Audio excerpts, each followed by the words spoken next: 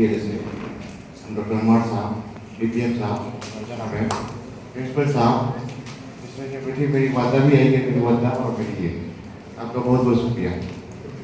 यहाँ मैं आप लोगों को देख करके दिल से बहुत खुश हूँ, क्योंकि एक अच्छे समाज का निर्माण करने के लिए सारे लोगों को एक जगह जमा होना पड़ेगा और एक साथ मिलकर के काम करना पड़ेगा। और हमारे यूनाइटेड नेशन जो है, यूनाइटेड नेशन के जनरल सेक्रेटरी साहब ने कहा था, we need all people young and old like to unite forces for the better world. एक खूबसूरत दुनिया के लिए हम सारे लोगों को एक साथ मिलकर के काम करना पड़ेगा। और मैं इसी जिला से हूँ, इसी जिला से मैं पढ़ाई लिखाई किया और बहुत सारे लोगों को मैं जानता हूँ और शुरू से ही मेरा शौक रहा है कि बच्चों को बताना, करियर के बारे में बताना और सोशल इश्यूज के बारे में बताना। तो प्रॉब्लम मेरे माइंड में था, तो पिछले 3-4 साल से मैं काम कर रहा हूँ इस जिला के लिए। तो आज का टॉपिक आप लोगों का है introduction to role and function of national commission for women and state legal service authority, जो आप लोग यहाँ देख रहे हैं, legal evidence program with the collaboration of national commission for women. एक टर्म आया कोलैबोरेशन, यानी मतलब एक साथ मिलकर के काम करना है। एक साथ मिलकर के काम करने का मतलब यूनाइटेड नेशन जो है, यूनाइटेड नेशन ये चाहती है पूरी दुनिया के सारा देश और पूरी दुनिया के सारे देश के सारे नागरिक एक लेवल पर आ जाए। अगर देखें तो पूरी दुनिया में नहीं, अगर अपने ही देश में देखें, अपने ही जिला में देखें, अपने गांव में देखें, बहुत डिफरेंसेस है। उस डिफरेंस को कम करने के लिए यूनाइटेड नेशन ने इंडिया को गोल दिया है, that is sustainable development goal, जिसमें 17 पॉइंट्स हैं। पहला no poverty, zero hunger, good health and wellbeing, उसका पीस एंड जस्टिस, और एक पॉइंट जिसमें आप लोग काम कर रहे हैं जेंडर इक्वलिटी। अभी महिलाओं को सशक्तिकरण के बारे में दैट इज जेंडर इक्वलिटी। ये यूनाइटेड नेशन का गोल है और भारत सरकार ने 2015 में अडॉप्ट की है और 2020 तक चलेगा। इस जेंडर इक्वलिटी को महिला और पुरुष का अधिकार बराबर हो, इसके लिए हम सारे लोगों को मिलकर के काम करने की जरूरत है। और यहाँ पर जो पहुंचे हैं, यहाँ पर है नेशनल ह्यूमन राइट कमीशन, महिलाओं के अधिकार के लिए, महिलाओं को देखने के लिए national commission for women Delhi में है। उसकी चेयरपर्सन रेखा शर्मा जी हैं। मैंने पर्सनली रेखा शर्मा जी से मिला हूँ और मैं बोला हूँ वो किसी आपके पास आपसे इंटरेक्ट करने के लिए आने के लिए इच्छुक है। तो उसका पार्ट स्टेट में, हर स्टेट में, दिल्ली में जो होगा नेशनल कमीशन फॉर वुमेन, हर स्टेट में state commission for women Patna में है, लेकिन जिला में उसका ब्रांच नहीं है। ठीक है, उसी तरह से national human right commission NHRC Delhi में है और स्टेट में भी है कि स्टेट ह्यूमन राइट कमीशन, लेकिन जिला में नहीं है। इसीलिए कोलैबोरेट किया गया है DLSA, district legal services authority, इसका सेंटर में है NALSA, national legal services authority. इसके फेडरल चीफ जो है चीफ जस्टिस ऑफ इंडिया। ठीक है, और ये तस्वीर देख सकते हैं आप लोग, ये नालसा DLSA जिला में है, उसका स्टेट में है Bihar state legal services authority और सेंटर में है NALSA national legal services authority. उसका फेडरल चीफ कौन है? चीफ जस्टिस ऑफ इंडिया, और उसके चेयरमैन जो है पहले चीफ जस्टिस जो थे। और उसका पटना में Bihar state legal services authority और जिला में डिस्ट्रिक्ट लीगल सर्विस अथॉरिटी। उसी के सेक्रेटरी हैं जनाब मनीष जी और चेयरमैन है डिस्ट्रिक्ट जज साहब। और सब कोलैबोरेशन है, DM साहब भी हैं, SP साहब भी हैं, सारे लोग हैं। तो यहाँ पर सारे लोगों को अभी जो आप लोग ये कर रहे हैं कि women right is a fundamental human right, महिलाओं का अधिकार सब किसी का अधिकार है, फंडामेंटल ह्यूमन राइट है, मानव अधिकार, हर एक इंसान का अपना अधिकार है। हम क्या खाएंगे, क्या पहनेंगे, ये सब किसी को है। हम किनसे शादी करेंगे, किनसे बात करेंगे, सारा टोटल अगर देखें ह्यूमन राइट के बारे में, टोटल 30 ह्यूमन राइट्स हैं, वो सब किसी के लिए बराबर है। लेकिन विडंबना ये रही है कि जब से दुनिया बनी है, पूरे अक्रॉस द ग्लोब महिलाओं के साथ हमेशा से दमन होते आया है। सिर्फ मैं इंडिया के सिनेमा में बात नहीं करता हूँ, पूरी दुनिया में। और नारी सशक्तिकरण का सबसे पहला एग्जाम्पल मैंने पाया, आप सारे बच्चे पढ़ रहे होंगे, मेरी कुड़ी का नाम सुने आप लोग? मेरी कुड़ी का नाम सुने हैं? नहीं सुने? एक साइंटिस्ट थी, मेरे ख्याल से स्टूडेंट पढ़ रहे मेरी कुड़ी, उनको उसके देश में पढ़ने की इजाजत नहीं थी लड़कियों की। उन्होंने वहां से छोड़ करके दूसरे कंट्री में चली गई, दूसरे कंट्री में जाकर के अपनी भी पढ़ी, बहन को भी पढ़ाई। बाद में जाने के बाद वो ऐसी लेडी है जिनको नोबेल प्राइज मिला, उनके हस्बैंड को भी नोबेल प्राइज मिला और फिर उनके 2 बेटी को भी नोबेल प्राइज मिला। तो मेहनत सदियों से अच्छा रही है। और अभी खुद आपके राष्ट्रपति द्रौपदी मुर्मू साहिबा वो भी एक लेडी है और बहुत अच्छी लेडी है। मैं खुद उनसे जाकर के मिला था, करीब 25 मिनट बात हुई थी। मैंने उनसे कहा कि मैडम हमारा जिला को एक मॉडल बनाया जाए और उस मॉडल को पूरे देश में किया जाए, वही SDG 2017 कोड से। आप समझ सकते हैं कि कितनी सशक्त है वो। नहीं बल्कि मैं जिस यूनिवर्सिटी से हूँ, हमारी वाइस चांसलर साहिबा जो है, क्या कहते हैं, नजमा अख्तर साहिबा, वो भी एक लेडी है। और ये इंटेलेक्चुअल ग्रुप जो होते हैं ना, वो क्या करते हैं, हमारे समाज में हमारा देश आजाद तो हो गया है, लेकिन जहनी तौर से कोई भी आदमी आजाद नहीं है। खासतौर से हमारी महिलाओं को शुरू से लेकर के आखिर तक गुलाम बनाया जाता गया है पुरुषों के जरिए। अगर यूनाइटेड नेशन का अगर हम लोग ये देखेंगे तो ग्लोबली 26% जो पार्टनर होते हैं, यानी 641 मिलियन पीपल उसका जिंदगी में एक बार अपना इमीडिएट पार्टनर्स, यानी उसका हस्बैंड है या बॉयफ्रेंड है या जो भी है, उसके डोमेस्टिक वायलेंस का शिकार हुआ है। तो इन सारी चीजों को रोकने के लिए हम सारे लोगों को मिल करके काम करने की जरूरत है। आज भी हमारे समाज में बाल विवाह, बहु विवाह, देश प्रथा प्रचलित है, और मुस्लिम समाज में निकाह हलाला और तलाक भी प्रचलित है, जो महिलाओं के सम्मान के लिए आधारित है। जैसे कि मैं बता रहा हूँ कि जो यहाँ पर क्या हो रहा है, इस समाज में जो देखा गया प्रैक्टिकली, जो एक बड़ा आदमी है छोटे आदमी को कुचलता चला जाता है, उसके अधिकारों का दमन करता चला जा रहा है। महिलाओं के साथ सबसे पहले उसका बाप दमन करते हैं, उसका भाई दमन करता है, उसका पति दमन करता है, और लास्ट उसका बेटा भी दमन करता है। समाज के लोग तो करते ही होता है कि नहीं होता है। आपका अधिकार है, इवन कि अगर हमारा ये कि 50-50 होना चाहिए, 50 बॉयज और 50 गर्ल्स, इवन कि हमारे पार्लियामेंट में भी, इवन कि हमारे जो रिप्रेजेंटेटिव में भी, लेकिन नहीं है। अगर है भी, आज के टाइम में पब्लिक रिप्रेजेंटेटिव में जितने भी लोग हैं, चाहे मुखिया है, सरपंच है, वार्ड मेंबर है, अगर महिला है तो उसको कोऑर्डिनेट कौन करता है? पुरुष, उसका पति, जनप्रतिनिधि, वो फैसला नहीं ले पाती है। और विडंबना ये है कि हमारा जो सेंटर से इंफॉर्मेशन आता है, सेंटर से जो हमारी स्कीम आती है, वो सारा चीज रास्ते में समाज के सबसे नीचे स्तर तक नहीं पहुंच पाता है। नहीं पहुंचने की वजह एक दूसरे को गुलाम बनाना, जिसके पास पावर है वो उसको एक, जैसे देखते ही होंगे आप लोग, कोई भी अगर प्रोग्राम, मैंने भी प्रोग्राम किया था, ये डिस्ट्रिक्ट लीगल सर्विसेज अथॉरिटी की तरफ से पटना से आई थी, बिहार स्टेट लीगल सर्विसेज, हर ब्लॉक में मैंने प्रोग्राम सबके साथ प्रोग्राम किए थे, वो बिहार स्टेट लीगल सर्विसेज आज भी नहीं आ पा रहे हैं। सबसे बड़ा प्रॉब्लम ये हो रहा है कि आदमी, आम जनता जिसके लिए जो प्रोग्राम होता है, आम नहीं जुड़ पाते हैं उसका। बहुत ही अगर गौर से अगर देखिएगा, क्यों नहीं जुड़ पाते हैं? हमारा देश का 3 तत्व है, एक होता है लेजिस्लेटिव, एग्जीक्यूटिव, जुडिशरी। लेजिस्लेचर में क्या आता है? जो जनप्रतिनिधि है। एग्जीक्यूटिव में बीडीओ, डीओ, क्या कहते हैं, IAS, IPS, DM, SPO लोग सारा चीज ऑफिसर्स होते हैं। और जुडिशरी ये तंत्र है आपका जो डिस्ट्रिक्ट जज है, तीनों को इक्वल होना पड़ेगा। लेकिन विडंबना ये है कि हमारा लेजिस्लेटिव सिस्टम सारे चीज में डोमिनेटिंग है। आप देखे होंगे आपके गांव में, मोहल्ले में, समाज में, वो आदमी जो आपका इंफॉर्मेशन है, इंफॉर्मेशन को पहुंचने के लिए नहीं दिया जाता है। जो आपका स्कीम है, स्कीम का आम जनता तक पहुंचने के लिए नहीं दिया जाता है। तो इसे गौर करने की जरूरत है। जहां तक महिला का तो बहुत बड़ा रोल है, mother in the first school of child.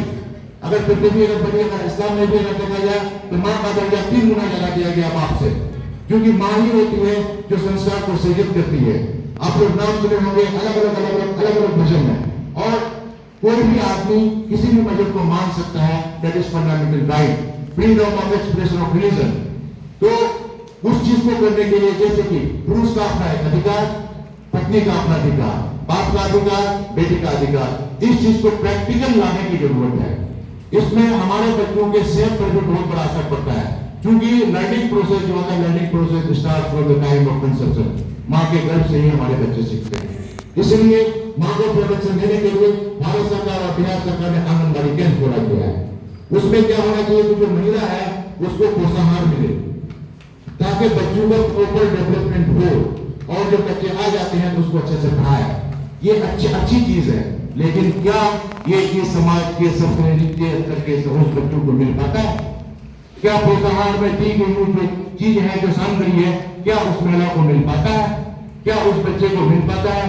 क्या हमारी सहायिका और सेविका ईमानदारी के साथ उन बच्चों का परवरिश करता है? आप लोग सोचने की जरूरत है। अगर नहीं है तो उसको आगे करने की जरूरत है, क्योंकि रिसर्च कहता है कि 85% brain development according to age of 6 years, 6 साल से पहले 85% माइंड का डेवलपमेंट होता है। तो सबसे ज्यादा हमारे बच्चों को परवरिश करने के लिए माँ बाप का बहुत बड़ा रोल, आंगनबाड़ी सहायिका सेविका का बहुत बड़ा रोल, उनके रिश्तेदार का बहुत बड़ा रोल है। वहां पर हमारे बच्चों का राइट का वायलेशन नहीं होना चाहिए। होते क्या है कि महिलाओं का वायलेशन हुआ, तो अब बच्चे को काम सप्रेस हो जाता है। तो इसको मुस्तैदी से सारे लोग मिलजुल करके काम करने की जरूरत है, सिस्टम को बेहतर बनाने की जरूरत है। नेक्स्ट मैं कहना चाहूंगा कि हमारे में जो आप लोग हैं, आप लोग एक देखिए, सबसे पहले एक अच्छा नागरिक बनना है तो हमारा फंडामेंटल राइट को जानना है, और फंडामेंटल राइट के बल्कि फंडामेंटल ड्यूटीज, कुछ हमारे ड्यूटीज है, देश के प्रति प्रेम करना, और social service is a human right. कोई भी आदमी को सोशल सर्विस करने के लिए जाएगा तो यहाँ के पॉलिटिकल लीडर्स, यहाँ के एनजीओ एक राजनीतिक गिफ्ट की तरह से आपको ट्रैक करने का कोशिश करेगा। यही वजह है कि लोग नहीं जुड़ पा रहे हैं। हमारे किसान जिला में सिविल सोसाइटी नहीं है। कोई भी आदमी अगर आपके काम करेगा तो हमारे जिला में एक सिविल सोसाइटी का बनना बहुत जरूरी है, और ये सिविल सोसाइटी आपसे बनेगा, और ये वो इंफॉर्मेशन को आप तक नहीं पहुंचाने वाला बिचौलिया जितने भी लोगों बहुत ज्यादा नहीं है, बहुत ही फ्रैक्शन में है, तो 5% है। विडम्बना ये है कि उन लोगों का दौर मीडिया पर, उन लोगों का दौर शासन पर, उन लोगों का दौर प्रशासन तक, और जुडिशियल तो नहीं जा पाता, लेकिन कुछ वकील से जो कि इंफॉर्मेशन को ट्रांसफर होने के लिए नहीं देता है। यहाँ तक भी देखा गया है जो प्रोग्राम अगर हो जाए तो कुछ लोग उस प्रोग्राम को लोगों को आने के लिए नहीं देता है, रोकता है, तुम क्यों जाओगे। वही अगर देखिएगा कोई अगर पॉलिटिकल आदमी अगर आ जाता है, यहाँ के पॉलिटिकल लीडर्स का क्या होता है, उसका अपना ग्रुप है, चाहे वो जीता हुआ हो या हारा हुआ हो। हमारा संविधान ये कहता है कि कोई भी पॉलिटिकल लीडर्स है वो सब किसी के लिए है। हमारे प्राइम मिनिस्टर है सब किसी के लिए है, हमारे प्रेसिडेंट है सब किसी के लिए है, हमारे क्या कहते हैं चीफ मिनिस्टर है सब किसी के लिए है, हमारे गवर्नर है सब किसी के लिए है, ये एग्जीक्यूटिव का पार्ट है, और हमारे जितने मिनिस्टर्स है कैबिनेट लेवल के वो सब किसी के लिए है। तो आप सबको सरकार का साथ बनना पड़ेगा, आप सबको जुडिशियल से डायरेक्ट जुड़ना पड़ेगा, डिस्ट्रिक्ट मजिस्ट्रेट साहब से या जितना भी जिला का जितना है, और जुडिशियल सिस्टम से डायरेक्टली जुड़ना पड़ेगा। आप लोगों को पूरी जानकारी पहुंचाने के लिए दिल्ली से लेकर के जिला तक, जिला से लेकर के पंचायत तक, पंचायत से लेकर वार्ड तक ये तंत्र है। इसमें सिर्फ महिला ही नहीं है और भी चीजें, लेकिन क्योंकि आज महिला के बारे में बात हो रही है तो महिला के बारे में ज्यादा फोकस कर रहा हूँ। और ये क्या कहते हैं, तो इन सारी चीजों को करने के लिए आप लोगों को मास लेवल तक अवेयरनेस करना पड़ेगा, क्योंकि कुछ लोग गुमराह करके रखती हैं।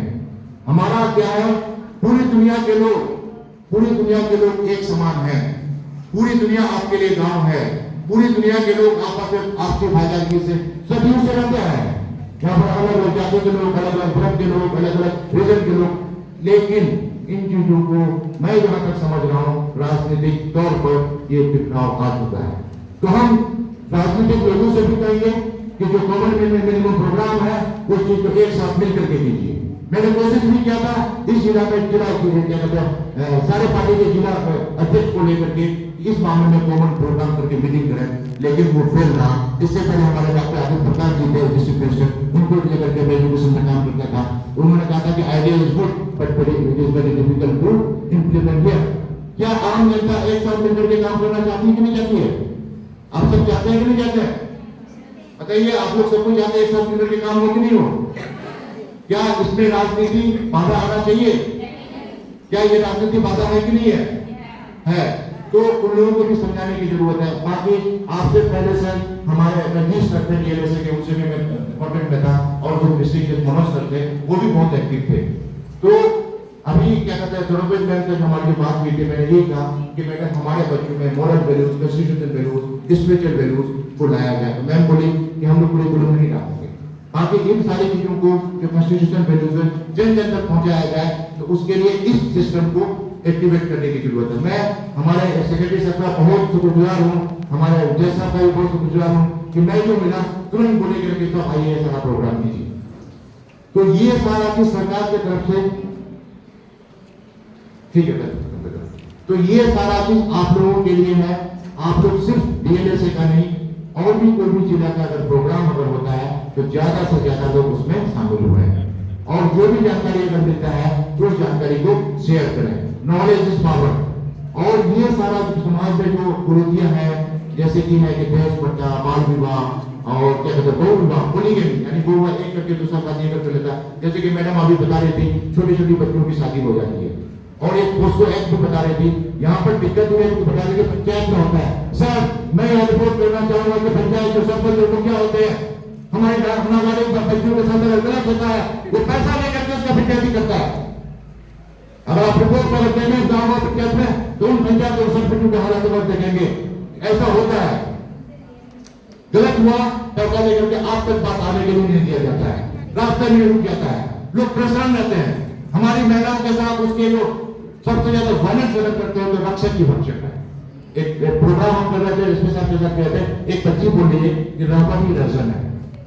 मजबूरी है कि हमारे पास अगर बच्चों को परेशान करते हैं, मारते हैं, पीटते हैं, उसका चाचा होता है, उसका मामा होता है, उसका खालू होता है, उसका अपने ही लोग होते हैं। ये बहुत बड़ी विडंबना है।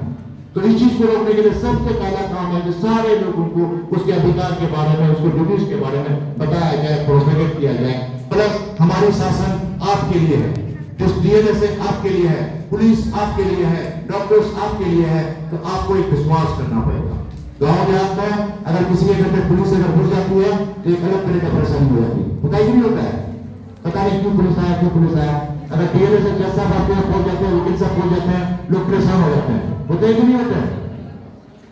तो इस चीज को खत्म करने के लिए लोगों को अवेयर करने की जरूरत है। और जहां तक मैं हमारे डॉक्टर अमर साहब से मैं कहूंगा, जो एसडीजी का जो गोल है सस्टेनेबल डेवलपमेंट गोल का गुड हेल्थ एंड वेलबींग, उसके बारे में भी मास प्रोपेगेट किया गया। और आम जनता से मैं कहूंगा कि सरकार का जो भी चीज है, सरकार का आप डायरेक्ट उसका हिस्सेदारी बने, लोगों के अफवाह में नहीं आए, लोगों के बातों पर नहीं आए, क्योंकि यहाँ पर पॉलिटिकल लीडर्स बहुत गलत करते हैं। और यहाँ पर मैं एक बात कहूँगा, माँ का डिसीजन मेकिंग में बहुत बड़ा रोल होता है। मैं कुछ बताऊंगा इन सारे चीजों में, यानी किसी भी गोयता गांव से लेकर के प्रेसिडेंट तक का मेरा सफर, इसमें मेरी अगर सलाहकार अगर रही है तो मेरी माँ रही है।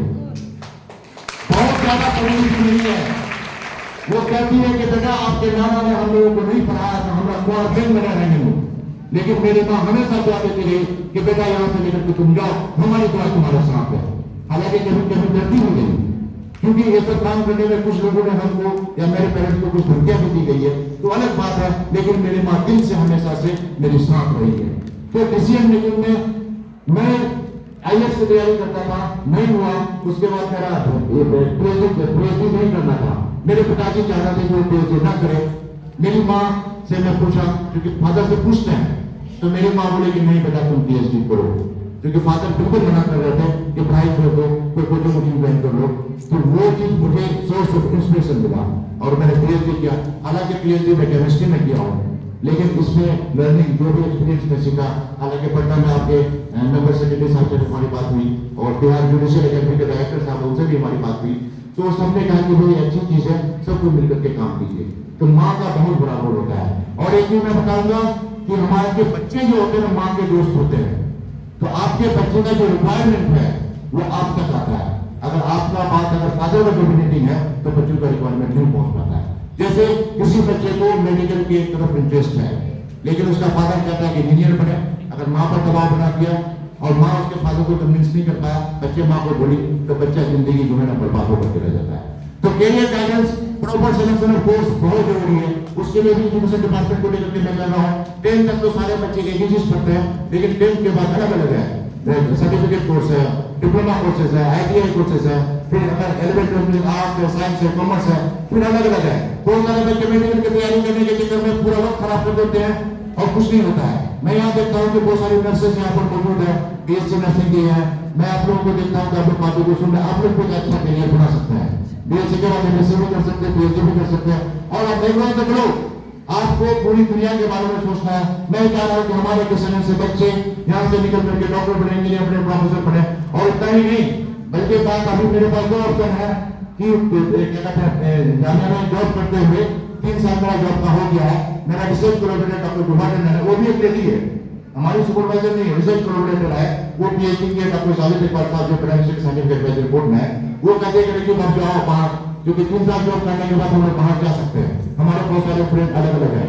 तो मैंने उनसे कहा कि मैं बाहर नहीं जाऊंगा, मैं यही रह करके इसी जिला को अमेरिका बनाऊंगा।